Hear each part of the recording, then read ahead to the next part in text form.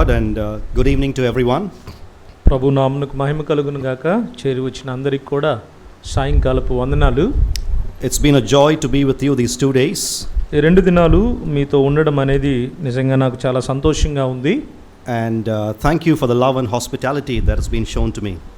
మా పట్ల చూపిన ప్రేమకు చేసిన ఆతిథ్యాన్ని బట్టి కృతజ్ఞతలు తెలియజేస్తూ ఉన్నాను. And once again, for the final time before I leave, I want to thank the elders and the organizers here for this privileged opportunity. మరొకసారి ఇట్టి అవకాశాన్ని సౌభాగ్యాన్ని కలిగించిన బాధ్యత కలిగిన స్థానిక సంఘ పెద్దలకు ప్రియులందరికీ కూడా నేను మరొకసారి కృతజ్ఞతలు తెలియజేస్తూ ఉన్నాను. Especially I just want to take a name. I want to thank brother Prakash. ప్రత్యేకంగా సహోదరులు ప్రకాష్ గారి పేరు పెట్టి నేను కృతజ్ఞతలు తెలియజేయాలనుకుంటున్నాను. He's been in touch with me for the last 6-7 months. గత 6-7 నెలలుగా వారు నాతో సంప్రదింపులు చేస్తూ ఉన్నారు. We've been haggling over dates. ఈ డేట్ల కొరకై మేము మాట్లాడుకుంటూ ఉన్నాం. So finally it happened in God's sovereignty that I had to come here on the 3rd and 4th of February. చివరిగా ఫిబ్రవరి 3-4 తారీఖుల్లో రావడానికి ప్రభు అనుకూలింపు చేశాడు. I hadn't met him before. I met him first in Kuala Lumpur in June. June నెలలో జరిగినటువంటి కాన్ఫరెన్స్లో మొట్టమొదట సహోదరులనే ప్రియులు కలుసుకున్నారు. And we've been in touch ever since. అప్పటి నుండి ప్రియులు ఒకరితో ఒకరు సహవాసం చేస్తూ మా సంభాషణ చేస్తూ ఉన్నారు. So I want to say that I praise God for this assembly. ఈ స్థానిక సంఘాన్ని బట్టి నేను దేవునికి కృతజ్ఞతలు తెలియజేస్తూ ఉన్నాను. Praise God for the witness that you have around this area. ఈ పరిసర ప్రాంతాల్లో ఈ స్థానిక సంఘము కలిగిన సాక్ష్యమును బట్టి నేను కృతజ్ఞతలు తెలియజేస్తున్నాను. May the Lord bless your work and make it abound for years to come, especially until His coming. ప్రభు ఈ పనిని ఇంకా బహుగా ఆశీర్వదించునుగాక. రానున్న దినాల్లో తన మహిమ కొరకై ఇంకా ప్రభు క్షేమాభివృద్ధి కలిగించునుగాక. I will be leaving tonight at 11 o'clock.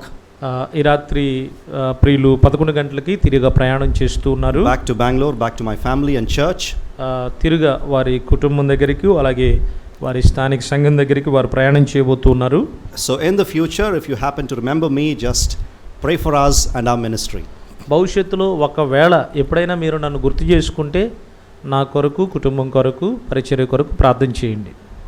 Okay, so we'll begin today by looking at Philippians chapter 3 verses 17 through 21. ఈ సమయంలో ఫిలిప్పీలకు రాసిన పత్రిక 3వ అధ్యాయం 17వ వచనం మొదలుకొని 21 వరకు మనము గమనిద్దాం. I thought since Philippians is also a prison epistle, we'll take one passage from it in finishing. నేనేమనుకున్నాను అంటే ఇది ముగింపు వర్తమానం కాబట్టి ఫిలిప్పీ పత్రిక కూడా చెరసాల పత్రికల్లో ఒక పత్రిక కాబట్టి ఇందులో కూడా ముగింపుగా ఒక మాట ప్రస్తావించాలని నేను ఆశపడ్డాను. So I'm going to speak to you about living the cross-shaped life. నేను ఏ అంశాన్ని మీతో మాట్లాడబోతూ ఉన్నానంటే సిలువ చేత రూపొందించబడిన జీవితాన్ని జీవించడం. Living the cross-shaped life. సిలువ చేత రూపొందించబడిన జీవితాన్ని జీవించడం. About 100 years ago, సుమారుగా ఒక 100 సంవత్సరాల క్రితం a young man from a very wealthy family went to Yale University in the US. యుఎస్ఏలో ఒక యూనివర్సిటీకి ఒక యవనస్తుడు చాలా ధనవంతుడు ఆ విశ్వవిద్యాలయానికి వెళ్ళాడు. They had a huge business empire. వారికి గొప్ప వ్యాపార లావాదేవీలు వ్యాపార సంస్థలు ఉన్నాయి. So the family intended that he would finish his degree and he would come back and take over the business and expand it further. కుటుంబం వారు ఏం చెప్పారు అంటే నీవు ఆ యూనివర్సిటీలో చదువుకొని డిగ్రీ పూర్తి చేసుకొని తర్వాత వచ్చి ఈ వ్యాపారంలో నీవు పాలు పంపులు పొందాలి, ఈ వ్యాపారాన్ని ఇంకా అభివృద్ధి చేయాలని కుటుంబం కోరుకున్నారు. But as he was studying in the university, God gripped him with the gospel. అయితే అతడు ఆ విశ్వవిద్యాలయంలో చదువుతూ ఉండగా దేవుడు సువార్త చేత ఆ వ్యక్తిని బంధించాడు. And he volunteered to go to China as a missionary. అప్పుడు ఆయన స్వచ్ఛందంగా చైనాకు ఒక మిషనరీగా ఒక స్వార్థికుడిగా వెళ్ళడానికి నిర్ణయం తీసుకున్నాడు. He had a burden for China, so he wanted to go to China as a missionary.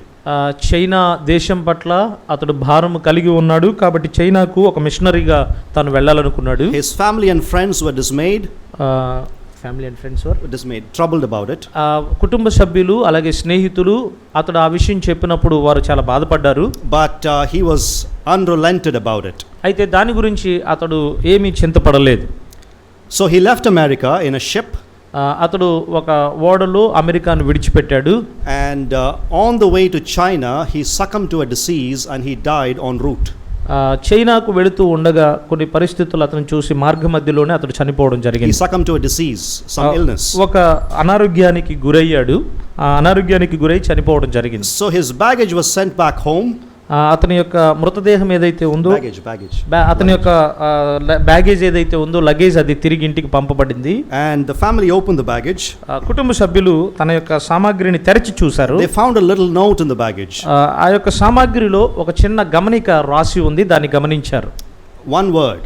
ఒక మాట ఆ గమనికలో వ్రాసి ఉంది. No regrets. No regrets. Regret. Uncle, దుఃఖపడొద్దు. What is regret in Telugu, brother? విచారించవద్దు. Okay. I have no regrets, correct. Yeah. విచారించవద్దు లేక దుఃఖపడవద్దు. I have no regrets is what is written. నాకు ఎటువంటి దుఃఖము లేదు, విచారము లేదు అంటూ ఉన్నాడు. An opening story like this will bring some questions into our minds. ఇలాంటి చరిత్రతో లేక కథతో మనం ఆరంభించినప్పుడు మన మనసులోకి ఇవి కొన్ని ప్రశ్నలను తీసుకొస్తూ ఉన్నాయి. What is the perspective that you and I need to have? Thanks, brother. నీవు నేను ఎలాంటి దృక్పథాన్ని కలిగి ఉండాలి To live a life like this? ఇలాంటి జీవితం మనం జీవించాలంటే ఎలాంటి వైఖరిని కలిగి ఉండాలి? What is the perspective or worldview that you and I need to live a life like this? ఇలాంటి జీవితాన్ని జీవించడానికి ఎలాంటి కోణము, ఎలాంటి వైఖరి మనకు అక్కరగా ఉంది? The answer that Paul gives is ఇక్కడ పౌలు ఇస్తున్నటువంటి జవాబు ఏంటంటే, that you and I must live a cross-shaped life. నీవు నేను సిలువ చేత రూపొందించిన జీవితాన్ని మనం జీవించాలి. So what is a cross-shaped life? ఈ సిలువ కేంద్రీకృతమైన జీవితం లేక సిలువ చేత రూపొందించబడిన జీవితం ఏంటది? A cross-shaped life is one that has at its center the cross of the Lord Jesus Christ. సిలువ చేత రూపొందించబడిన జీవితాన్ని జీవించడము అంటే యేసుక్రీస్తు ద్వారా సిలువ కేంద్రీకృతంగా మనం ఉండాలి. It is a life that knows the power of his resurrection, to be sure. యేసుక్రీస్తు ప్రభువారి యొక్క పునరుద్ధానం యొక్క శక్తిని ఎరిగిన జీవితంగా ఉండాలి. But it is also a life that shares in his sufferings. అదే సమయంలో ఆయన యొక్క శ్రమలను పంచుకునే జీవితంగా కూడా ఉండాలి. And it's also a life that becomes like him in his death. ఆయన యొక్క మరణములో ఆయన వలె మనము మారాలి. So a life that is forever marked by the cross is a cross-centered life. సిలువ చేత గుర్తించబడిన ఆ జీవితాన్ని సిలువ కేంద్రీకృతమైన జీవితం అని అంటారు. How do we live this cross-shaped life? ఈ సిలువ చేత రూపొందించబడిన జీవితాన్ని ఎలా మనం జీవించగలం? We need to take this question very seriously. ఈ యొక్క ప్రశ్నను చాలా సీరియస్ గా మనం తీసుకోవాలి. So let's use this evening time to ask ourselves this serious question. ఈ యొక్క తీవ్రమైన ప్రశ్నను మనము ప్రశ్నించుకోవడానికి ఈ సాయంకాలం వేళ మనం ఉపయోగిద్దాం. And let's make any kind of a course correction in our Christian lives that we need based on what Paul is saying to us this evening. ఈ సాయంకాలం వేళ పౌలు మనకేం తెలియచేస్తున్నాడో దానిని అనుకరించి ఆధారంగా మనం ఏమి చేయవలసిన అవసరత ఉందో దాన్ని చేద్దాం. So the passage we're going to look at this evening ఈ సాయంకాలం వేళ మనం చూడబోతున్నటువంటి లేఖన భాగము is a very significant one in the letter that Paul wrote to the church at Philippi. Philippi సంఘానికి పౌలు రాసినటువంటి పత్రికలో చాలా ప్రత్యేకమైన సంగతులుగా ఈ మాటలు ఉన్నాయి. This passage helps tie together various themes in the letter. ఈ యొక్క పత్రికలో అనేక సంగతులను కలిపి ఉంచడానికి ఈ భాగం ఏదైతే ఉందో అది దోహదపడుతూ ఉంది. And Paul so far in this letter has been highlighting the theme of joy in suffering. ఇప్పుడు వరకు పౌలు ఈ యొక్క పత్రికలో సంతోషము లేక ఆనందము అలాగే శ్రమలు అనే మాటను ఎక్కువగా ఎత్తి చూపుతూ వచ్చాడు. Joy in suffering. శ్రమలలో సంతోషము అనే మాట. In other words, he has been talking about the cross-shaped life. లేక వేరే మాటల్లో సిలువ కేంద్రీకృతమైన జీవితం లేక సిలువ చేత రూపొందించబడిన జీవితం. A life that has at its center the cross of the Lord Jesus Christ. యేసుక్రీస్తు ప్రభువారి యొక్క సిలువను మధ్యలో కలిగినటువంటి జీవితం.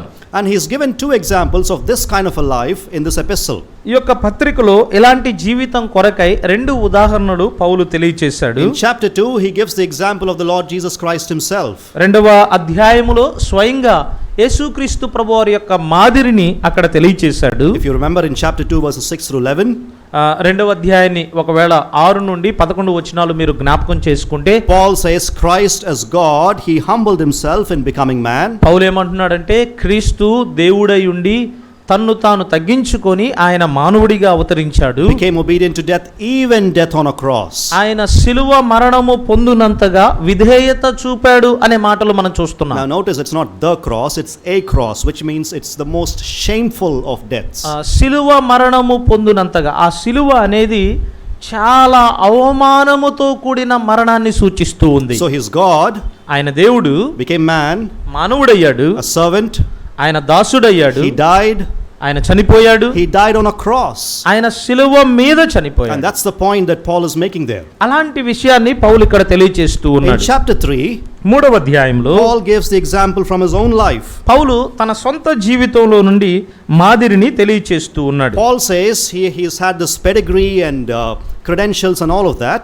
పౌలు అతడు వివిధ రకాలైన వాటి చేత ఆయన విడిచిపెట్టాడు లేక అసభ్యం చేయబడ్డాడనే మాటలు చూస్తున్నాం. No, he has these degrees and credentials and all of those things. అతడు చాలా ఘనతను, పట్టాలను, డిగ్రీలను కలిగి ఉన్నాడు. And he suffered the loss of all these things. వాటన్నిటిని కూడా నష్టంగా ఎంచుకున్నాడు. And he says all of these things have been set aside by me because of the surpassing worth of knowing Christ Jesus my Lord. నా ప్రభు అయిన యేసుక్రీస్తు వారిని గురించిన జ్ఞానమును తెలుసుకోవడానికి, ఆయన గురించి నేను తెలుసుకోవడానికి వీటన్నిటిని నష్టంగా ఎంచుకున్నాను అనే మాటలు మనం చూస్తాం. Now notice here, Christ suffered and is in glory. క్రీస్తు ప్రభువారు శ్రమ పడ్డాడు, ఆయన మహిమలో ఉన్నాడు. Now Paul was suffering then and will be in glory when everybody will be glorified. ఈ సమయంలో పౌలు శ్రమ పడుతూ ఉన్నాడు. అందరూ మహిమపరచబడినప్పుడు పౌలు కూడా మహిమపరచబడతాడు. So the point is, it's suffering first and then glory. కాబట్టి ఇక్కడ ఉన్న అంశం ఏంటంటే, మొదట శ్రమలు, ఆ తదుపరి మహిమ.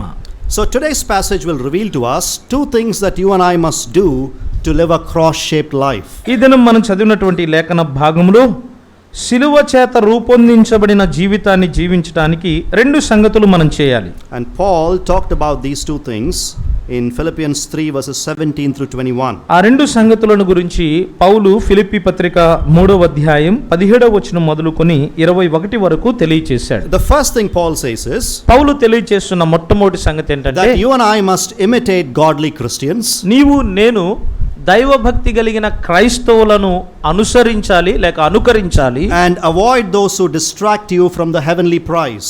పరలోక బహుమానము నుండి ఎవరైతే నిన్ను తొలగిస్తారో అలాంటి వారిని విడిచిపెట్టమని చెప్తున్నాడు. So you and I must follow or take after men and women who follow the path of the cross. నీవు నేను ఎవరైతే సిలువ మార్గములో నడుస్తూ ఉన్నాడో అలాంటి సహోదరులను సహోదరులను మనము వెంబడించాలి. And we must stay away from those who stay away from the way of the cross.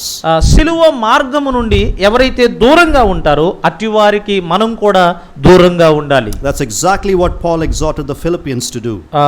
Philippi విశ్వాసులు అలాగూ చేయాలని పౌలు వారిని హెచ్చరిస్తూ ఉన్నాడు. Paul told the Philippians to follow him. పౌలు ఫిలిప్పీ వారితో ఏం చెప్పాడు? నన్ను వెంబడించండి అన్నాడు. But he also told them to be aware of those whose minds are entirely on earthly things. అదే సమయంలో ఎవరి మనసు అయితే పూర్తిగా భూ సంబంధమైన వాటి మీద ఉందో అట్టి వారిని మీరు అనుసరించకూడదు అని కూడా చెప్పాడు. In explaining the importance of this, Paul says two things. దీని యొక్క ప్రాముఖ్యతలో పౌలు 2 సంగతులు తెలియజేస్తున్నాడు. Paul did two things. రెండు సంగతులు. The first thing is, Paul appealed to them to follow him and others who take after him in their lifestyles. మొదటి సంగతి ఏంటంటే, పౌలు తన్ను అనుసరించమని తనను వెంబడించమని చెప్పాడు. అదే సమయంలో తన మాదిరిని ఎవరైతే అనుసరిస్తూ నడుస్తున్నారో వారిని కూడా వెంబడించమని చెప్పాడు. Look at verse 17. వచనం 17 చూడండి. Brothers, join in imitating me and keep your eyes on those who walk according to the example you have in us. సహోదరులారా, మీరు నన్ను పోలి నడుచుకొనుడి, మేము మీకు మాదిరి అయి ఉన్న ప్రకారము నడుచుకొను వారిని గురిపెట్టి చూడుడి అన్నాడు. So Paul is binding many concepts together in this passage. ఈ యొక్క భాగములో పౌలు అనేకమైన సంగతులను కలిపి ఉంచుతూ ఉన్నాడు. And he is appealing to the Philippians to join together in imitating him. ఇక్కడ ఫిలిప్పీ సంఘస్థులతో ఇలాగ చెప్తున్నాడు, నన్ను మీరు అనుసరించడంలో లేక వెంబడించడంలో మీరందరూ కలిసి వెంబడించాలి అంటున్నాడు. The idea of imitation comes from Paul's Jewish heritage. ఈ అనుకరణ అనే ఈ మాట యూదుల యొక్క అలవాట్లలో నుండి వస్తూ ఉంది. In the Jewish heritage, a student did not just learn by taking lessons from the teacher, but also by imitating how the teacher lived. యూదుల యొక్క అలవాట్లలో ఒక విద్యార్థి కేవలం గురువు గారి నుండి విద్య నేర్చుకోవడమే కాదు, అతనిని అనుకరించుట ద్వారా విద్యను అభ్యాసం చేస్తాడు. So the student puts into practice the lifestyle of the teacher or the rabbi. కాబట్టి విద్యార్థి ఎవరైతే ఉన్నారో వారి యొక్క గురువు లేక రబ్బీని వారి యొక్క జీవితాన్ని తన జీవితంలో అనుకరించేవాడుగా వెంబడించేవాడుగా So the ఉంటాడు. teaching is internalized and it's practiced and lived out. బోధ ఏదైతే ఉందో అది అంతరంగానికి చేయబడుతుంది, అది అభ్యాసము చేయబడి బాహ్యంగా ప్రదర్శించబడుతుంది. So Paul is asking the Philippians to join together in imitating Paul in two things. రెండు విషయాలలో పౌలును వారు పోలి నడుచుకోవడానికి పౌలు ఫిలిప్పీ విశ్వాసులను కలిసి చేయాలి అని తెలియచేస్తూ ఉన్నాడు. Number one, in suffering for the sake of Christ and the gospel. మొదటి సంగతి సువార్త కొరకై క్రీస్తు కొరకై శ్రమపడడం. Number two, రెండవది in a behavior that reflects the gospel. సువార్తను ప్రతిబింబించడంలో కనపరచవలసినటువంటి ప్రవర్తన. And Paul here is making a statement, take note of these people. ఇక్కడ పౌలు ఒక విషయాన్ని తెలియచేస్తున్నాడు, అదేంటంటే గురిపెట్టి చూడండి అంటూ ఉన్నాడు. Take note of these people. గురిపెట్టి చూడండి అంటున్నాడు. Who are these people? ఎవరు వీరు? Who are these people that Paul wants the Philippians to imitate? Philippi సంఘము వారిని అనుకరించాలి, వారిని పోలి నడుచుకోవాలని పౌలు తెలియచేస్తున్నాడు. ఈ ప్రజలు ఎవరు? Most likely నేను అనుకుంటున్నాను Paul was referring to various itinerant preachers who visited the church at Philippi. Philippi సంఘాన్ని దర్శించినటువంటి అనేక మంది బోధకులను గురించి సేవకులను గురించి పౌలు బహుశా తెలియచేస్తూ ఉండొచ్చు. And Paul himself was one of them. వారిలో ఆ ఫిలిప్పీ సంఘాన్ని దర్శించిన వారిలో పౌలు స్వయంగా తాను కూడా ఒకడుగా ఉన్నాడు. So the point here is ఇక్కడున్న అంశం ఏంటంటే that the Philippians had to observe those who walked the way of the cross. Philippi విశ్వాసులు సిలువ మార్గమును ఎవరైతే పోలి నడుచుకుంటున్నారో వారిని గమనించాలి. And be on the lookout for such people. అలాంటి వారిని వారు గురిపెట్టి చూడాలి. And follow them. వారిని అనుసరించాలి. And imitate them. వారిని అనుకరించాలి. Now imagine this with me. ఇప్పుడు నాతో పాటు మీరు కూడా ఇలా ఊహించుకోండి. If I stood here right now, ఈ సమయంలో నేను ఇక్కడ నిలబడి and if I said this to you, మీతో నేను ఇలా అన్నాను అనుకోండి, if you want to learn to pray, follow me. మీరు ప్రార్థన చేయడం నేర్చుకోవాలనుకుంటే నన్ను వెంబడించండి అని చెప్పాను అనుకోండి. If you want to learn to lead a holy life, follow me. పరిశుద్ధమైన జీవితం మీరు జీవించాలి అనుకుంటే నన్ను పోలి నడుచుకోండి అన్నాను అనుకోండి. If you want to learn to preach, follow me. మీరు ప్రసంగం చేయాలి అనుకుంటే నన్ను పోలి నడుచుకోండి అని నేను అన్నాను అనుకోండి. If I said that seriously, what would you think of me? నేను గనక సీరియస్గా ఆ విషయాలు మీతో చెప్తే మీరు నా గురించి ఏమనుకుంటారు? I know what you'll think of me. మీరు నా గురించి ఏమనుకుంటారో నాకు తెలుసు. But why is Paul saying here, follow me so confidently? మరి అలాంటప్పుడు పౌలు అంత నిశ్చయంగా ఎందుకు ఈ మాట చెప్పగలుగుతున్నాడు, మీరు నన్ను పోలి నడుచుకోండి అని? 6 times over in the New Testament, Paul says, follow me. క్రొత్త నిబంధనలో సుమారుగా 6 పర్యాయముల కంటే ఎక్కువగా పౌలు ఇలా అన్నాడు, నన్ను మీరు పోలి నడుచుకోండి అన్నాడు. What he means here is, ఇక్కడ తాను చెప్తున్న భావం ఏంటంటే, follow me as I follow Christ. నేను క్రీస్తును పోలి నడుచుకొనున్నట్లుగా మీరు నన్ను పోలి నడుచుకోండి అంటున్నాడు. Follow me as I follow Christ. నేను క్రీస్తును పోలి నడుచుకొనున్నట్లుగా మీరు నన్ను పోలి నడుచుకోండి అంటున్నాడు. Now think of the Christian life as a long parade from earth all the way to heaven. క్రైస్తవ యొక్క నడకను గురించి, క్రైస్తవ యొక్క జీవితాన్ని గురించి ఆలోచన చేయండి. ఇది భూలోకం నుండి పరలోకానికి మనం ప్రయాణం చేసేటువంటి యాత్ర. It's a long parade from earth to heaven. ఇది సుదీర్ఘమైనటువంటి ప్రయాణం, భూలోకం నుండి పరలోకానికి చేసే ప్రయాణం. At the front of the line, at the head of the line is the Lord Jesus Christ. మన ముందు ఉన్నటువంటి వాడు మన ప్రభువైన యేసుక్రీస్తు వారు. No, at the front of the line. ఆ యొక్క మార్గములో మొట్టమొదట ఉన్నవాడు క్రీస్తు ప్రభువారు. The captain of our salvation. మన రక్షణకు ఆయన అధిపతిగా, నాయకుడిగా ఉన్నాడు. Step by step he is leading his followers into glory. ఒక మెట్టు తర్వాత ఒక మెట్టు తనను వెంబడించిన వారిని ఆయన మహిమలోనికి నడిపిస్తూ ఉన్నాడు. It's a long road. ఇది చాలా సుదీర్ఘమైనటువంటి ప్రయాణం. There are many twists and turns on the road. ఈ యొక్క మార్గములో చాలా మలుపులు అలాగే చాలా వంకలు ఉన్నాయి. But he is fully committed to making sure that everybody makes it to the end. అయితే ప్రతి ఒక్కరూ కూడా ఆ చివరి వరకు చేరేటట్టుగా ఆ ప్రభు ఆయన గమనించేవాడుగా ఉన్నాడు. But listen please. అయితే దయచేసి వినండి. Since it's a long road, ఇది సుదీర్ఘమైన మార్గం కాబట్టి, and Jesus Christ is right at the front, యేసుక్రీస్తు ప్రభువారు అందరికంటే ముందు ఉన్నాడు కాబట్టి, we need people ahead of us who will show us the way. మనకి మార్గాన్ని చూపించే వ్యక్తులు మనకంటే ముందు ఉండాలి. We need people in front of us who will keep us on the right track.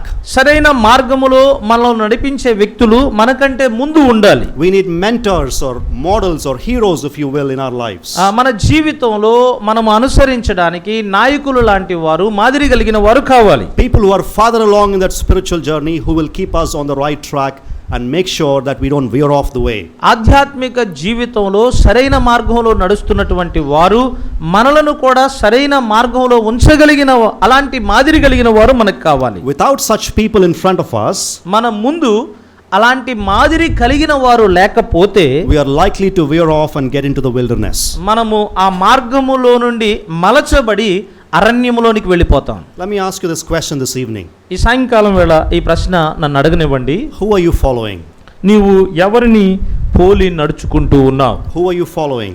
లేక నీవు ఎవరిని వెంబడిస్తూ ఉన్నావు? Who is ahead of you in your journey, trying to show you the way and tell you don't take the wrong turn? నీ ముందు నడుస్తున్న వ్యక్తి ఎవరు? నీవు సరికాని మార్గమునకు వెళ్ళబాకు అని నీతో చెప్పగలిగిన వ్యక్తి ఎవరు? We all need people like that in our lives. మన జీవితంలో మనందరికీ కూడా అలాంటి వ్యక్తులు అక్కరగా ఉన్నారు. None of us ever reaches a point in our Christian lives when we can confidently say, I can do it on my own, I don't need anybody else. మనలో ఎవరూ కూడా నాకు ఎవరి సహాయం అక్కరలేదు, చాలా నిశ్చయంగా నేను అన్ని విషయాల్లో మంచిగా ఉండగలను, సరైన మార్గంలో ముందుకు వెళ్ళగలను అని చెప్పగలిగిన వారు లేరు. You may be a young Christian. You may be a young Christian. నీవు ఒక యవనమైన క్రైస్తవుడు కావచ్చు, or you may have been a Christian for 60 years. లేక ఒక 60 సంవత్సరాల అనుభవం కలిగిన క్రైస్తవుడు కావచ్చు. We all need the encouragement and input of people who are ahead of us in the journey. మనందరికీ కూడా ఈ ప్రయాణములో మనల్ని ప్రోత్సహించేవారు, మనకి మాదిరి చూపే వ్యక్తులు అవసరంగా ఉన్నారు. We all need their encouragement. మనందరికీ ప్రోత్సాహం అక్కరగా ఉంది. We all need the challenge they provide to our lives. మనందరికీ మన జీవితాల్లో వారు విసిరే సవాలులు అక్కరగా ఉన్నాయి. Now this touches a very practical point. ఇది చాలా అభ్యాసపూర్వకమైనటువంటి సంగతి. Would you like to learn to pray? ప్రార్థన చేయడం నేర్చుకోవాలనుకుంటున్నారా? It's not very hard.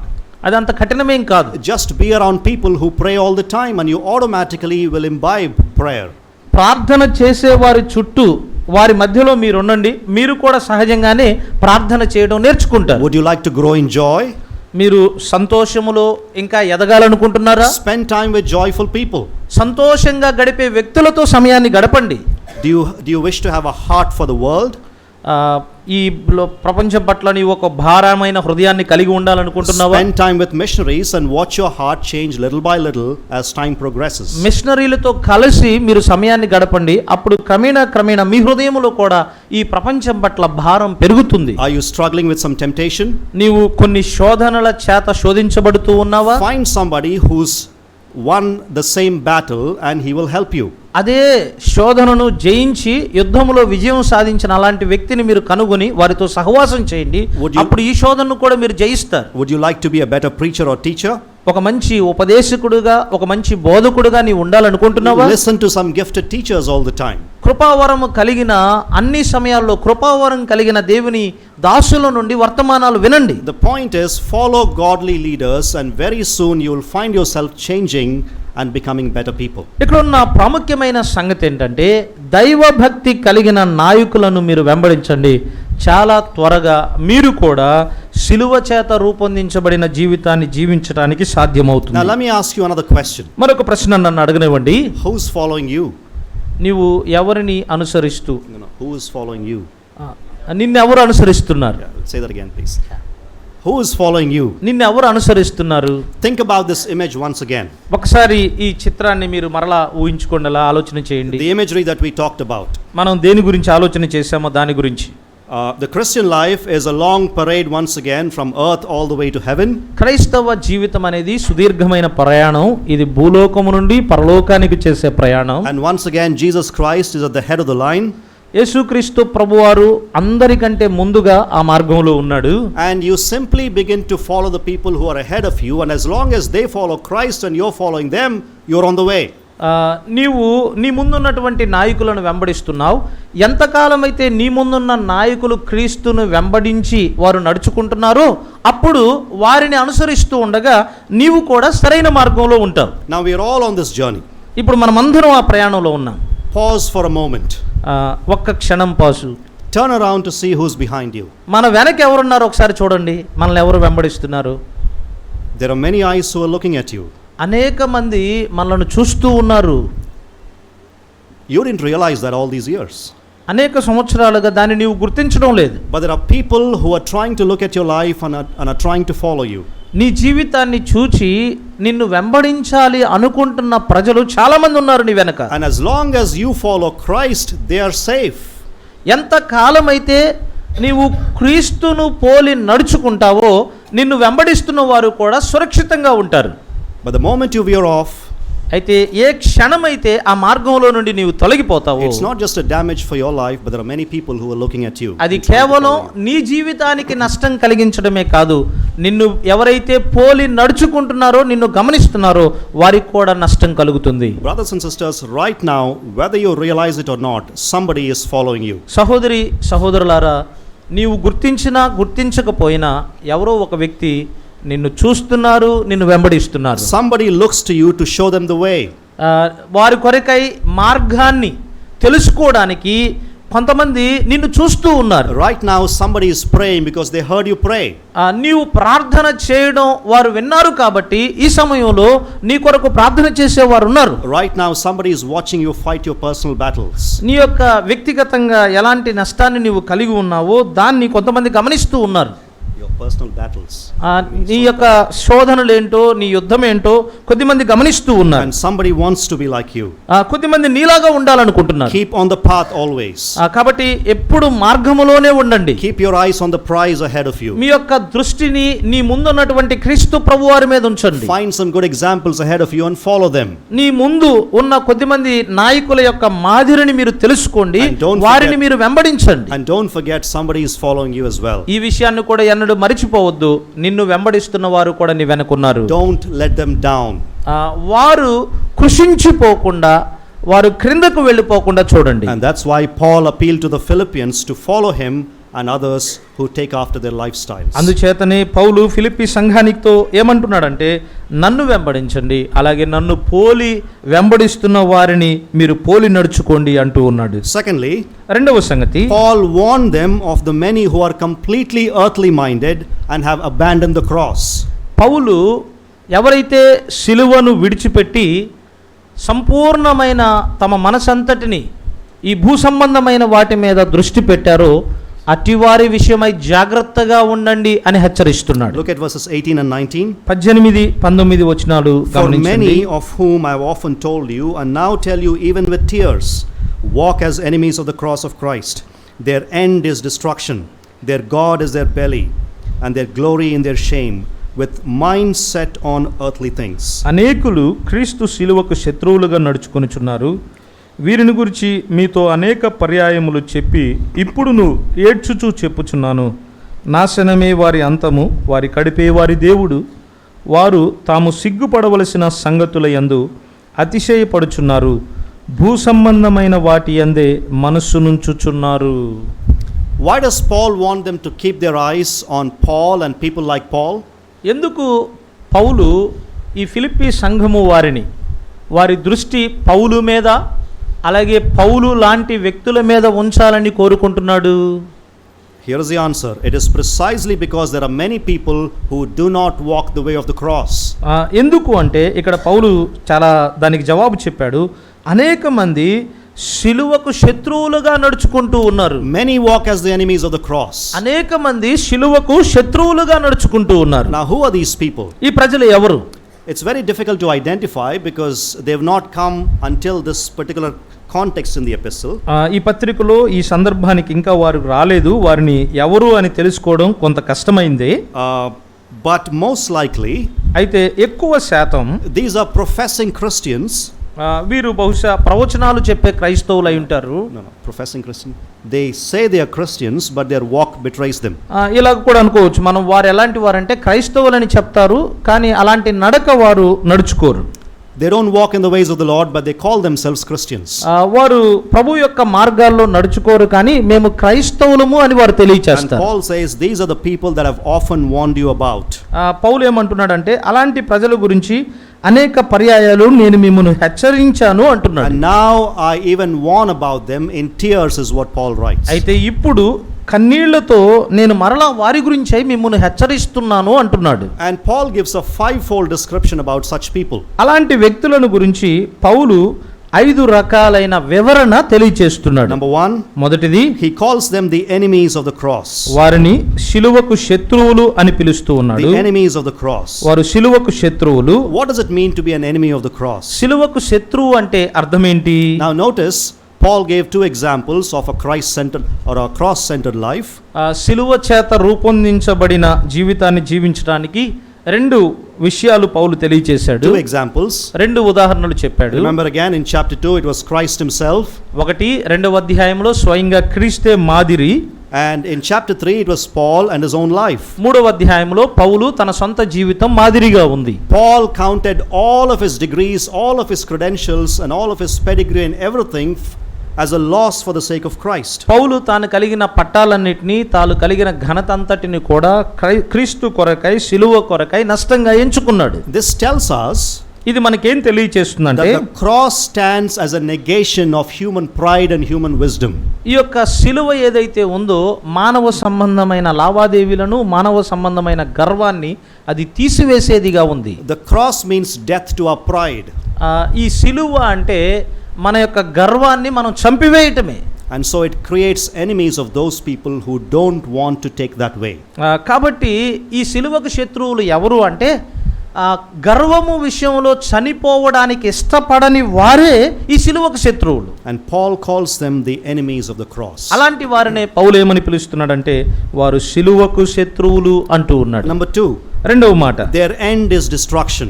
వారి యొక్క అంతము నాశనమే అన్నాడు. So those who have abandoned the cross, ఎవరైతే శిలువను విడిచిపెడతారో both for themselves and their followers, వారికి, వారిని అనుసరించే వారికి they are destined for destruction. వారి అంతము నాశనమే. Paul is obviously here talking about the eschatological outcome of those who reject the cross. ఎవరైతే శిలువను తిరస్కరిస్తారో, విడిచిపెడతారో వారికి అంత్య దినాల్లో జరగబోయేటువంటి పరిణామాన్ని గురించి పౌలు ఇక్కడ మాట్లాడుతూ ఉన్నాడు. What is their end? వారి యొక్క అంతం ఏంటట? It is destruction. నాశనం. Thirdly, మూడవ సంగతి, their God is their stomach or belly. వారి కడిపే వారి దేవుడు అన్నాడు. So these people are driven by fleshly impulses. వీరు ఈ శరీర సంబంధమైన వాటి చేత నడిపించబడుతూ ఉన్నారు. Why? ఎందుకు? Because those who are enemies of the cross, ఎందుకంటే వారు శిలువకు శత్రువులుగా ఉన్నారు. they don't accept the death of the old self. వారు తమ్మును తాము మరణించాలి, మేము స్వార్థము విషయంలో చనిపోవాలనే సంగతిని వారు అంగీకరించరు. And therefore అందుచేత their God or their stomach or their desires become their God. వారి యొక్క కోరికలు, వారి కడుపు లేక వారి వాంఛ స్వయంగా వారి దేవుడిగా మారిపోతూ ఉన్నాయి. They serve their own fleshly desires. వారు తమ శరీర సంబంధమైన కోరికలను నెరవేర్చుకునేవారుగా, సేవించేవారుగా ఉన్నారు. Number 4, 4వ మాట, they glory in their shame. వారు సిగ్గుపడుతూ ఉన్నారన్నమాట. వారి మహిమ, వారి అతిశయం ఏంటంటే సిగ్గు. They glory in their shame. వారి యొక్క మహిమ అనేది సిగ్గుగా ఉంది. So the things that they glory in, వారు ఏ విషయాలైతే మహిమ కలిగినవిగా ఉంటాయో, the things that they boast about, ఏ విషయాల్లో అయితే వారు అతిశయపడుతూ ఉంటారు, Paul says these are actually shameful things in light of the cross. వారు శిలువ యొక్క వెలుగులో వారు అతిశయపడే ఈ సంగతులన్నీ కూడా అవమానకరమైన సంగతులు లేక సిగ్గుపడవలసిన సంగతులు అంటూ ఉన్నారు. These are shameful things in light of the cross. శిలువ యొక్క వెలుగులో ఇవన్నీ కూడా అవమానకరమైన సంగతులు అంటూ ఉన్నాడు. Fifthly, 5వ సంగతి, they set their minds on earthly things. వారు భూ సంబంధమైన వాటి మీద మనసు ఉంచారు. Remember, for Paul Remember for Paul, పౌలు గురించి ఆలోచన చేయండి. he wanted to be with Christ. అతడు క్రీస్తుతో పాటు ఉండాలనుకున్నాడు. For him to live as Christ and to die is gain. అతని విషయంలో అయితే తాను జీవించడం క్రీస్తు కొరకే, చనిపోవడం లాభం అన్నాడు. So he always set his face towards the heavenly prize. తన యొక్క మనసు ఎప్పుడు కూడా పరలోకపు విషయాల మీదే ఉంచాడు. But for the enemies of the cross, అయితే సిలువకు శత్రువులుగా ఉన్న వారికి their minds are altogether set on the earthly things. వారి మనసు ఎల్లప్పుడూ కూడా భూ సంబంధమైన వాటి మీదే వారు ఉంచుతారు. Always on the present scheme of things. ఎల్లప్పుడూ కూడా ప్రస్తుతం భూమి మీద జరుగుతున్న సందర్భాల మీదే వారు మనసు ఉంచుతారు. That's what Paul says here. అదే విషయాన్ని పౌలు ఇక్కడ తెలియచేస్తూ So ఉన్నాడు. let me summarize their features so you may easily identify such people. అలాంటి వ్యక్తులను సులువుగా మీరు గుర్తించడానికి వీరు ఎవరో క్లుప్తంగా నన్ను ఇలా చెప్పనివ్వండి. Number one, they claim to be Christians. ఒకటి, వారు క్రైస్తవులని చెప్పుకుంటారు, but their lives betray them. అయితే వారి యొక్క జీవితాలు అందుకు భిన్నంగా ఉంటాయి. They live for self gratification. వారి యొక్క స్వార్థము కొరకై, పేరు కొరకై వారు జీవిస్తారు. They brag about their sins. వారి యొక్క పాపముల విషయంలో వారు తప్పిపోతూ ఉంటారు. They drag others down with them. ఇతరులను వారితో పాటు వారు క్రిందకు లాగుతారు. They will destroy you if you let them. ఒకవేళ వారిని నువ్వు అనుసరిస్తూ ఉంటే వారు నిన్ను నాశనం చేస్తారు. They are going to hell, don't go with them. వారు నిత్య అగ్నిగుండానికి వెళతారు, కాబట్టి వారిని దయచేసి మీరు అనుసరించవద్దు. And that's why Paul warned the Philippians of many who are completely earthly minded and have abandoned the way of the cross. అందుచేతనే పౌలు వీరి విషయమై అనేక మంది వారు సిలువను విడిచిపెట్టి భూ సంబంధమైన వాటి మీద మనసు ఉంచారు, వారి విషయమై జాగ్రత్తగా ఉండండి అని హెచ్చరిస్తున్నాడు. As an application, let's ask ourselves this question. అన్వయింపుగా నీవు నేను ఈ ప్రశ్న వేసుకుందాం. Do you and I follow the right people in our lives? నీవు నేను మన జీవితంలో సరైన వ్యక్తులను మనము వెంబడిస్తున్నామా? Do you and I follow the right examples in our lives? నీవు నేను మన జీవితంలో సరైన మాదిరిని మనం అనుసరిస్తున్నామా? Who are your heroes in your mind? నీ మనసులో ఎవరు ఉన్నారు? Who are your heroes in your mind? మీ మనసులో ఉన్నటువంటి ఆ నాయకులు, ఆ హీరోలు ఎవరు? Who is the model that you're trying to follow in your mind? నీ మనసులో నీవు అనుసరించాలి అనుకుంటున్న ఆ మాదిరి ఎవరు? We must follow godly examples. మనము దైవభక్తి కలిగిన వ్యక్తులను ఖచ్చితంగా అనుసరించాలి. Because ungodliness is enmity with the gospel. ఎందుకు అంటే భక్తిహీనత అనేది సువార్తకు శత్రువుగా ఉన్నది. It's a contradiction to the gospel. ఇది సువార్తకు వ్యతిరేకంగా ఉన్నటువంటి పరిణామం. Do you know it is possible to contradict the gospel by the way we live? మనము ఎలాంటి జీవితాన్ని జీవిస్తున్నామో ఆ జీవితం ద్వారా సువార్తకు విరోధంగా మనం ఉండొచ్చు, వ్యతిరేకించవచ్చు అని ఎప్పుడన్నా గ్రహించారా? It is possible to అది సాధ్యమవుతుంది. contradict the gospel by the way we live. మనం జీవించే జీవితం ద్వారా సువార్తకు విరోధంగా మనం ఉండడం అనేది సాధ్యమవుతుంది. Now what is salvation? ఇక్కడ రక్షణ అంటే ఏంటి? Salvation is not merely getting saved from hell. రక్షణ అనేది ప్రాథమికంగా అగ్నిగుండం నుండి తప్పించబట్టమే కాదు, but it is becoming a person in the image of the Lord Jesus Christ. రక్షణ అనేది యేసుక్రీస్తు ప్రభువారి యొక్క స్వారూప్యములోనికి మార్చబడడమే రక్షణ. In fact, Jesus gave himself to purify a people for his own possession. దేవుడు తన సొంత స్థానములోనికి, యేసుక్రీస్తు ప్రభువారు తన సొంత స్థానములోనికి ప్రభువు మార్పు చెందడానికి వారి కొరకై తన్ను తాను ఆయన అప్పగించుకున్నాడు. You know, the ancient Persians had a game. Ancient పర్షియన్స్కి ఒక ఆట ఉండేది. They used to play this game with a slave. వారు Slave. So బానిసలుగా ఈ ఆటను ఆడుతూ ఉండేవారు. with slaves. ఆ బానిసలతో ఆడేవారు. They would make a slave as a king for 3 days. ఒక బానిసను 3 దినాల కొరకు బానిసలను వారు చేస్తారు. They would make a slave a king for 3 days. ఒక బానిసను రాజుగా 3 రోజులు చేస్తారు. బానిసను రాజుగా చేస్తారు. They would lavish him with gifts and anything that he wanted for those 3 days. ఇక 3 రోజులు ఎలాంటివి కావాలన్నా వాటన్నిటిని కూడా వరిస్తారు. Food and clothing and any pleasure that he desired they would give him. ఆ బానిసను రాజుగా చేస్తారు కాబట్టి ఇక ఆయనకు కావాల్సిన ఆహారము, వస్త్రాలు, ఎలాంటి కోరికలు ఉన్నా అవన్నీ ఇస్తారు. But there's a catch. అయితే అక్కడ ఒక which one? There's a catch. అక్కడ క్యాచ్ ఉంటుంది. అంటే తెలుగులో ఏమంటారు, దానిలో ఒక ఒక గమనిక ఉంది. ఓకే, బ్రదర్, ఒక గమనిక అంటున్నా. ఒక గమనిక. Okay, and what is it? అదేంటది?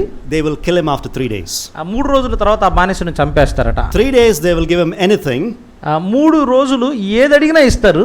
But on the third day, అయితే 3వ రోజు చంపేస్తారు. It reminds me of our world today. అది ఈ ప్రస్తుతం ఉన్న లోకాన్ని నాకు జ్ఞాపకం చేస్తూ ఉంది. People enjoy short-term pleasures with no regard for what is coming ahead. భవిష్యత్తులో ఎలాంటి బహుమానం ఉందో ఏముందో ఎరగని వారే ప్రజలు ఈ దినాల్లో పాపాన్ని ఆస్వాదిస్తూ ఉన్నారు. And that's why Paul says, follow the right people. అందుచేతనే పౌలు ఏమంటున్నాడంటే సరైన వ్యక్తులను అనుసరించండి. Know the enemies of the cross. సిలువకు శత్రువులు ఎవరో వారిని తెలుసుకోండి. Mark them. వారిని గుర్తించండి. Avoid them. వారిని విడిచిపెట్టండి. There is no other way to win the heavenly prize. ఇక పరలోకపు బహుమానాన్ని సంపాదించడంలో వారిని అనుసరిస్తే ప్రయోజనం లేదు అంటున్నాడు. So the first thing that Paul says is imitate godly Christians and avoid those who distract you from the heavenly prize. ఈ సంగతిలో పౌలు తెలియచేసిన మొట్టమొదటి సంగతి ఏంటంటే పరలోక బహుమానము నుండి మిమ్మును తొలగించే వ్యక్తులను విడిచిపెట్టి భక్తి కలిగిన వ్యక్తులను అనుసరించండి అంటూ ఉన్నాడు. Then there's a second thing that you and I need to do. నీవు నేను చేయవలసిన రెండవ సంగతి ఏంటంటే to live a cross-shaped life. సిలువ చేత రూపొందించబడిన జీవితాన్ని జీవించడానికి చేయవలసిన రెండవ పని. And that is, అది we must remember that we don't belong here and our future is a glorious one with Christ.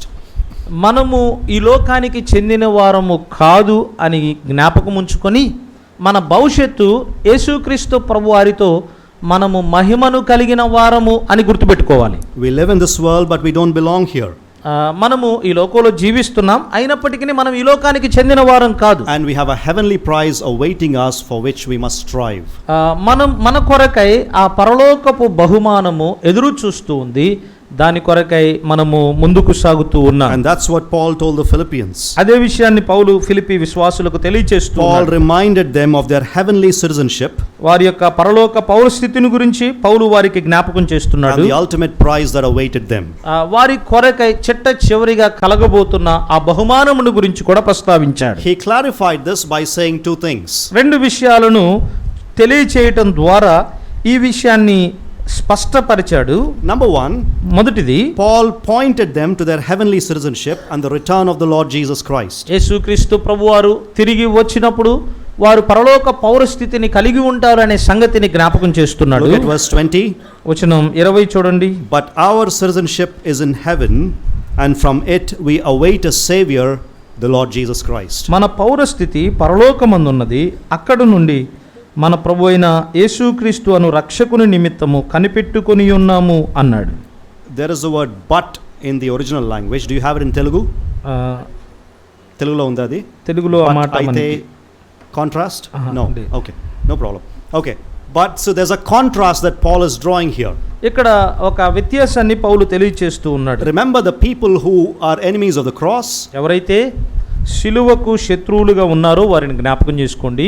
They have their mind set on earthly things. వారి యొక్క మనసు భూ సంబంధమైన వాటి మీద వారు ఉంచారు. Paul says, but our citizenship is in heaven. అక్కడ పౌలు అంటున్నాడు, అయితే మన పౌరస్థితి పరలోకమందున్నది అంటున్నాడు. So there's a contrast that Paul is drawing here. అంటే ఇక్కడ ఒక భిన్నమైనటువంటి సంగతిని పౌలు తెలియచేస్తూ ఉన్నాడు. They have their mind set on earthly things, but our citizenship is in heaven. వారేమో తమ మనసును భూ సంబంధమైన వాటి మీద ఉంచాడు, కానీ మన పౌరస్థితి పరలోకమందున్నది అన్నాడు. Why should the Philippians imitate Paul and those who are like him? ఎందుకు ఫిలిప్పీ విశ్వాసులు పౌలుతో పాటు కలిసి పనిచేస్తున్న వారిని అనుసరించాలి? Answer, because our citizenship is in heaven. ఎందుకు అంటే మన పౌరస్థితి పరలోకమందున్నది. Our future glory is contrasted with the destiny of the people of this world, which is destruction. మన భవిష్యత్తు యొక్క మహిమ అనేది దీనికి భిన్నంగా ఉంది. దేనికి అంటే ఎవరైతే భూ సంబంధమైన వాటి మీద మనస్సు ఉంచారో, మాకు సిలువను విడిచిపెట్టి వెళ్ళిపోతున్నారో దానికి భిన్నంగా ఉంది. And Paul is saying all of us together, the Philippians, Paul and all of us together are participants in that great eschatological glory that is coming at the return of Christ. పౌలు ఏమంటున్నాడంటే యేసుక్రీస్తు ప్రభువారి యొక్క రాకడలో రాబోయే ఆ మహిమలో ఫిలిప్పీ విశ్వాసులు మనమందరము కూడా దానిలో పాలిభాగస్తులము అనే సంగతిని తెలియజేస్తున్నాడు. Paul here is using the language of citizenship. ఇక్కడ పౌరస్థితి, పౌరులము అనే మాట పౌలు ఉపయోగిస్తూ ఉన్నాడు. It must be understood against the background of their Roman citizenship. ఈ యొక్క పౌరులు, ఈ పౌరస్థితిని ఏ నేపథ్యంలో మనం అర్థం చేసుకోవాలంటే రోమా పౌరసత్వము అనే నేపథ్యంలో మనం అర్థం చేసుకోవాలి. These words would have had a very special meaning to the Philippian church.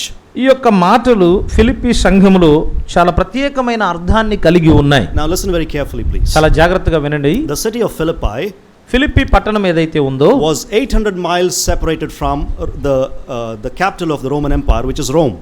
రోమా ఈ ముఖ్య పట్టణానికి 800 మైళ్ళ దూరంలో ఉన్నది. That's about some 1400 kilometers. బహుశా సుమారుగా 1400 కిలోమీటర్లు కావచ్చు. Okay, 1400 kilometers between Philippi and Rome. ఈ ఫిలిప్పీ పట్టణానికి రోమ్కి మధ్య 1400 కిలోమీటర్లు కావచ్చు. And yet those who lived in Philippi were granted Roman citizenship. అయినా అంత దూర ప్రాంతంలో నివసిస్తున్న ఈ ఫిలిప్పీ పౌరులకు రోమా పౌరసత్వం కూడా ఇవ్వబడింది. The city was governed by Roman law. ఈ యొక్క ఫిలిప్పీ పట్టణం ఏదైతే ఉందో రోమా ప్రభుత్వము చేత పాలించబడుతూ ఉంది. It was ruled by Roman customs. రోమా యొక్క అలవాట్ల చేత, పద్ధతుల చేత అది పరిపాలించబడుతుంది. Anybody from Rome could go to Philippi and feel right at home. Rome నుండి ఎవరైనా కానీ ఫిలిప్పీ పట్టణానికి వెళ్ళవచ్చు. ఫిలిప్పీ పట్టణం వారి స్వంత గ్రామముగా వారు భావించవచ్చు. That's the background in which Paul is writing to the Philippians. అలాంటి నేపథ్యములో పౌలు ఫిలిప్పీ వారికి ఈ మాటను ప్రస్తావిస్తూ ఉన్నాడు. We live here on earth, మనము ఈ భూమి మీద నివసిస్తున్నాం, but our citizenship is in heaven. అయితే మన పౌరస్థితి పరలోకమందున్నది. You live here in Philippi. మనం ఇక్కడ ఫిలిప్పీ పట్టణంలో నివసిస్తున్నాం. They live in Philippi. వారు ఫిలిప్పీ పట్టణంలో నివసిస్తున్నారు. But they have Roman citizenship. అయితే వారు రోమా పౌరసత్వాన్ని కూడా కలిగి ఉన్నారు. So to those Christians in the city of Philippi who took pride in their Roman citizenship, Paul is reminding them, you have a higher citizenship, and that is in heaven. కాబట్టి ఆ ఫిలిప్పీ సంఘములో ఉన్నటువంటి క్రైస్తవులు ఎవరైతే రోమా పౌరసత్వాన్ని కలిగి ఉన్నారో వారికి పౌలు ఈ మాట జ్ఞాపకం చేస్తున్నాడు. అదేంటంటే దీనికంటే ఉన్నతమైన పౌరసత్వాన్ని మీరు పరలోకంలో కలిగి ఉన్నారు అని జ్ఞాపకం చేస్తున్నాడు. One more thing. మరొక విషయం, If you were a Roman citizen, నీవు రోమా పౌరసత్వాన్ని కలిగిన వాడవైతే it granted you certain rights. నీకు కొన్ని అధికారాలు ఉంటాయి. And you had to behave a certain way as a Roman citizen. నీవు ఒక రోమా పౌరుడిగా కొన్ని విషయాలను నీవు కనపరిచేవాడుగా ఉండాలి. In other words, Paul is saying, వేరే మాటల్లో పౌలు అంటున్నాడు, your citizenship affects the way you live. నీ పౌరసత్వం ఏదైతే ఉందో నీవు ఎలా జీవిస్తున్నావో అది ప్రభావితం చేసేదిగా ఉంది. In the same way, అదే విధానంలో your heavenly citizenship must affect the way you live and define the way you live. నీవు ఏ రీతిగా జీవిస్తున్నావనే నీ జీవితము నీ పరలోక పౌరసత్వాన్ని నిర్వచించేదిగా ఉండాలి అంటున్నాడు. And Paul is reminding them that their citizenship is in heaven. వారి యొక్క పౌరస్థితి పరలోకమందు ఉన్నదని పౌలు వారికి జ్ఞాపకం చేస్తూ ఉన్నాడు. And Paul comes to the ultimate concern here. చిట్ట చివరి ఆలోచనకు పౌలు వస్తూ ఉన్నాడు. He says, from heaven we also eagerly await a savior, the Lord Jesus Christ. మన రక్షకుడైన యేసుక్రీస్తు వారి నిమిత్తము మనము కనిపెట్టుకొని ఉన్నాము అంటున్నాడు. The word is eagerly await, not just wait but eagerly wait. వాంఛతో కనిపెట్టుకొని ఉన్నాము అనే మాట అక్కడ మనకు కనబడుతుంది. It has the idea of a little boy who's waiting at the doorstep, waiting for his daddy to come home in the evening from work. ఆసక్తిగా కనిపెట్టుకొని ఉండడము అనే ఈ మాట ఎలాంటి భావాన్ని తెలియచేస్తుందంటే ఒక చిన్న పిల్లవాడు వారి నాన్న కొరకై ద్వారం దగ్గర నిలబడి ఎదురు చూస్తున్నట్లుగా అలాంటి భాష ఇక్కడ ఉపయోగించబడింది. We eagerly await. మనము ఆసక్తితో కనిపెట్టుకొని ఉన్నాం. Who do we await? ఎవరి కొరకు కనిపెట్టుకొని ఉన్నాం? Notice the language. Paul is very clear. We await a savior. రక్షకుని నిమిత్తమై మనము కనిపెట్టుకొని ఉన్నాము అంటున్నాడు. In the Philippian context, ఈ యొక్క Philippi సందర్భములో Caesar is their savior. కైసరు వారికి రక్షకుడుగా ఉన్నాడు. Why? ఎందుకు? Number one, he granted them Roman citizenship. ఎందుకు అంటే ఆ కైసరు వారికి రోమా పౌరసత్వాన్ని ఇచ్చాడు. He granted them protection rights. వారిని భద్రపరిచే హక్కులు ఇచ్చాడు. He saved them from his enemies. శత్రువుల నుండి వారిని కాపాడుతూ ఉన్నాడు. So any Roman citizen would think of Caesar when you talk about savior. అందుచేత రక్షకుడు అనే మాట ఈ రోమా పౌరసత్వం కలిగిన వారి దగ్గర మాట్లాడితే వారు వెంటనే రక్షకుడు అంటే కైసరు అని వారు ఆలోచన చేస్తారు. But Paul is reminding them అయితే ఇక్కడ పౌలు ఫిలిప్పీ విశ్వాసులకు ఏం జ్ఞాపకం చేస్తున్నాడంటే that this Savior is from heaven. ఇదిగో ఈ రక్షకుడు పరలోకము నుండి వస్తాడు. We eagerly anticipate a Savior from heaven. ఆయన కొరకై అక్కడ నుండి ఆయన కొరకు మనము అత్యాశక్తితో కనిపెట్టుకొని ఉన్నాము అంటున్నాడు. And who is he? ఆయన ఎవరు? Look at the name, not Caesar, అక్కడ కైసరు కాదు, the Lord Jesus Christ. ప్రభువైన యేసు క్రీస్తు అన్నాడు. And Paul has written already that one day every knee will bow at this name and every tongue will confess that Jesus Christ is Lord, to the glory of God the Father. యేసుక్రీస్తు ప్రభువారు ప్రభు అని రక్షకుడని ప్రతి నాలుక ఒప్పుకుంటుంది, ప్రతి మోకాలు ఆయన నామములో వంగుతుంది అనే మాట ప్రస్తావించాడు. We eagerly await a Savior, the Lord Jesus Christ. మన ప్రభువు అయిన రక్షకుడైన యేసుక్రీస్తు వారి కొరకై ఆసక్తితో మనం ఎదురు చూస్తున్నాం, లేక కనిపెట్టుకొని ఉన్నాం. So Paul pointed the Philippians to their heavenly citizenship and the return of the Lord Jesus Christ.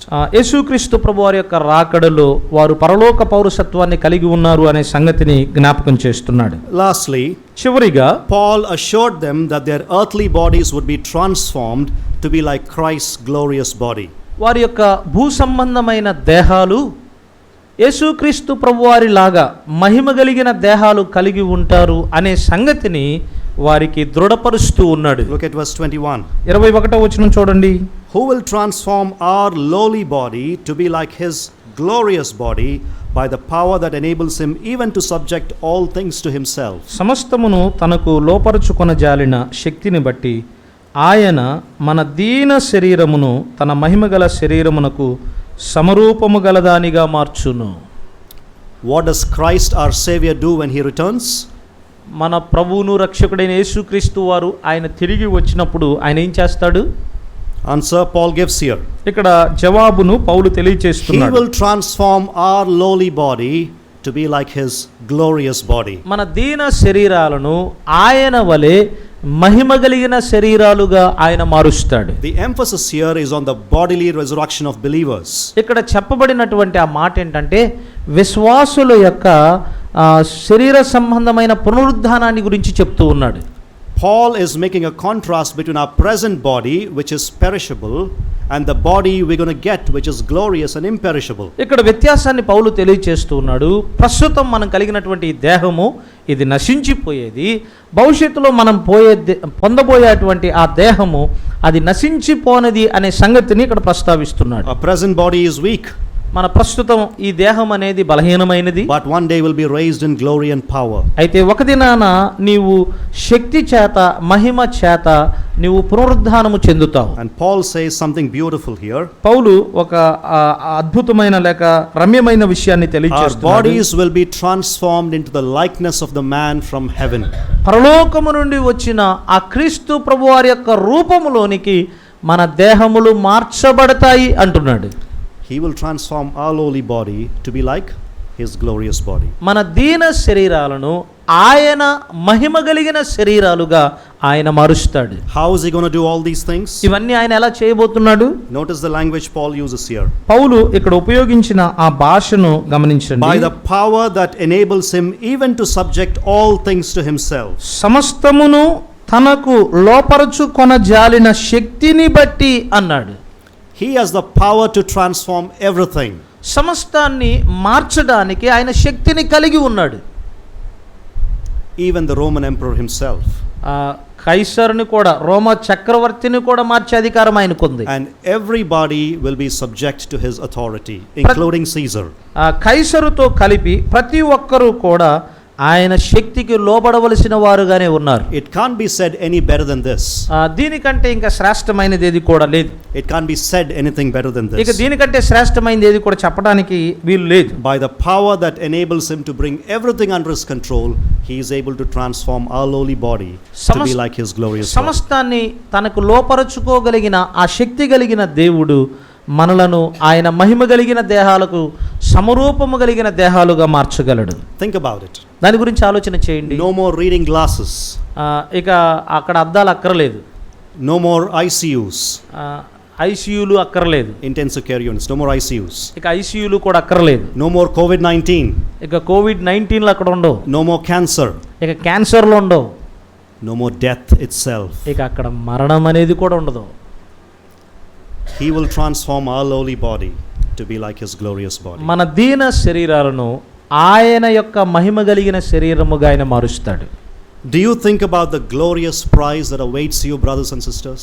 సహోదరుడా సహోదరి, నీ కొరకై ఆ మహిమ కలిగిన బహుమానము ఎదురు చూస్తూ ఉందనే సంగతి ఎన్నడైనా నీవు ఆలోచన చేసావా? When we look at the world, ఈ లోకాన్ని మనం గమనిస్తున్నప్పుడు, when we look at the country, ఈ దేశాన్ని మనం గమనిస్తున్నప్పుడు, and all that is happening in the political sphere, ఇక్కడ జరుగుతున్నటువంటి రాజకీయమైన పరిణామాలు మనం గమనించినప్పుడు, we might think that we have everything set against us. మనకేమనిపిస్తుంది అంటే అన్నీ మనకి విరోధంగా వ్యతిరేకంగా ఉన్నాయి అనిపిస్తుంది. And even though it obviously doesn't appear that way, I want to tell you that God is in control. ఒకవేళ అవన్నీ మనకు అలా కనబడినా కనబడకపోయినా దేవుడు సమస్తాన్ని తన ఆధీనములో కలిగి ఉన్నాడు అనే సంగతి మనం గుర్తిద్దాం. And Christ is coming again. యేసుక్రీస్తు ప్రభువారు మరలా వచ్చినప్పుడు, And when he comes, ఆయన వచ్చినప్పుడు we will have the last laugh because we will inherit the glory that belongs to him. చిట్ట చివరిగా ఆయన కలిగినటువంటి ఆ మహిమను మనము స్వతంత్రించుకుంటాం. So no matter what you go through in this world, కాబట్టి ఈ లోకంలో నీవు ఎలాంటి పరిస్థితులు గుండా వెళుతున్నావో అది ముఖ్యమైనది కాదు. always keep your eyes on the heavenly prize that awaits you. ఎప్పుడు కూడా నీ యొక్క దృష్టిని నీ కొరకై ప్రభువు దాచి ఉంచిన ఆ పరలోకపు బహుమానము కొరకు నీ దృష్టిని ఉంచు. You know, in the book of Revelation, ప్రకటన గ్రంథములో you don't have to turn there. మీరు త్రిప్పవలసిన అవసరం లేదు. If I have to summarize the entire book in 2 words, it is this.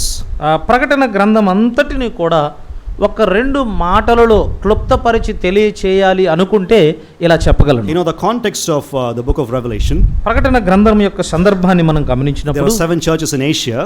ఆసియాలో ఉన్న 7 సంఘాలు మనం చూస్తాం. These are small churches. అవన్నీ చిన్న సంఘాలు. They are nothing against the might of Rome.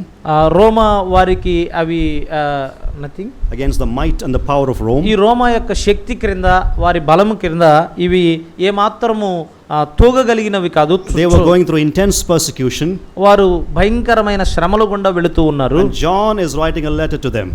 యోహాను వారికి ఈ విపక్క గ్రంథాన్ని వ్రాస్తూ ఉన్నాడు. It's actually a letter of comfort to them. వాస్తవానికి చెప్పాలి అంటే ఆ సంఘాలకు ఆదరణ కలిగించే పత్రికగా లేక గ్రంథముగా ఉంది.